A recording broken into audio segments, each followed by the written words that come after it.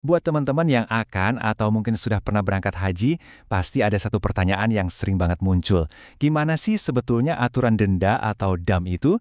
Ini salah satu bagian ibadah haji yang krusial banget loh, karena bisa jadi penentu sah atau tidaknya haji kita.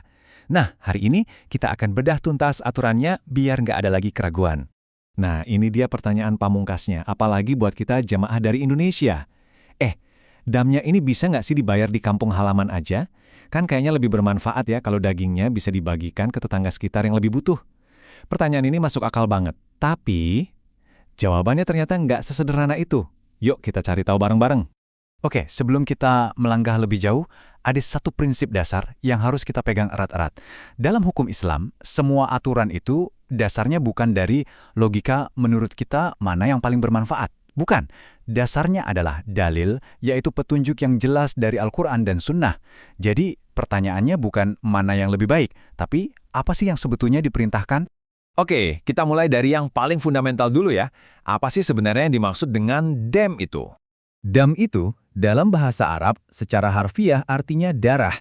Tapi dalam istilah fikih haji, maknanya adalah denda karena kita melakukan pelanggaran. Nah, karena cara bayar dendanya itu paling umum dengan menyembelih hewan, makanya sering disebut mengalirkan darah. Jadi, ini dia poin kuncinya.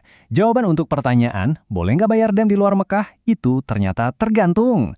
Tergantung sama jenis pelanggaran apa yang kita lakukan. Setidaknya ada 5 kategori dam yang aturannya beda-beda, terutama soal lokasi pembayarannya. Yuk, kita bedah satu persatu.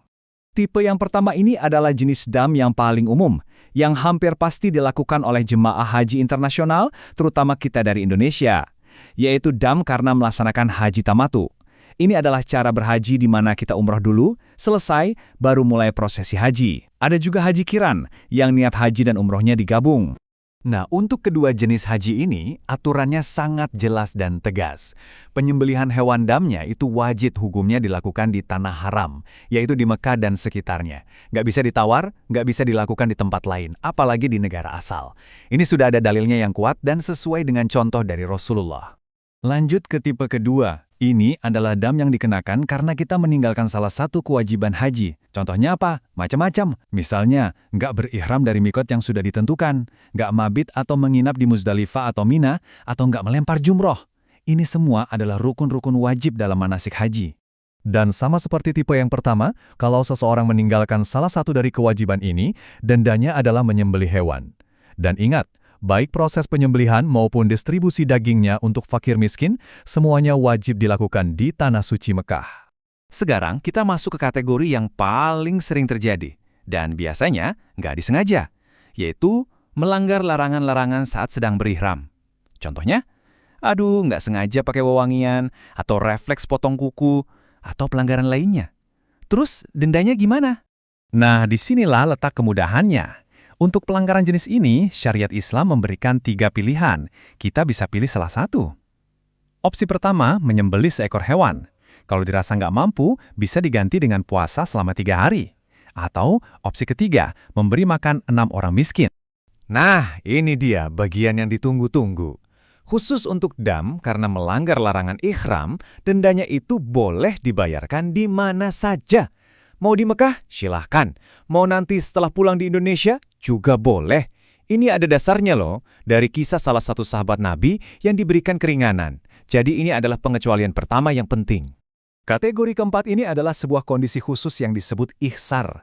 Ihsar ini adalah situasi di mana seorang jemaah terhalang atau terhambat, sehingga nggak bisa melanjutkan dan menyelesaikan ibadah hajinya. Sebabnya bisa macam-macam. Mungkin karena sakit parah, jalanannya terputus, atau ada ancaman keamanan. Ini adalah pengecualian penting lainnya. Kalau seorang jamaah mengalami ihsar, dia boleh bertahalul atau keluar dari kondisi ihramnya. Caranya dengan menyembelih hewan dam.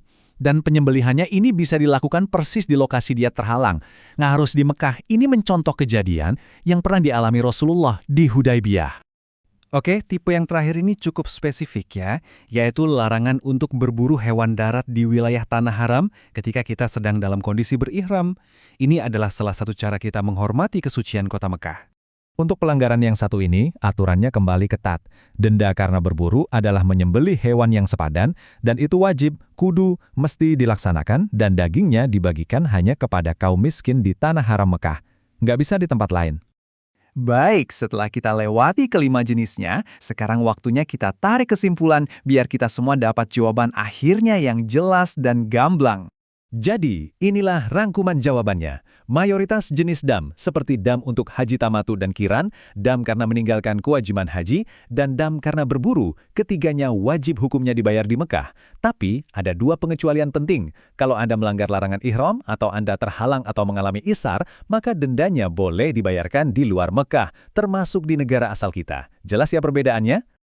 Setelah kita tahu semua aturan mainnya, coba deh kita sama-sama renungkan, buat jemaah yang baru pertama kali akan berangkat, kira-kira aturan dam yang mana ya yang paling krusial untuk diingat dan diwaspadai, supaya ibadah hajinya bisa sempurna dan mabrur. Semoga penjelasan ini bermanfaat ya untuk perjalanan ibadah kita semua.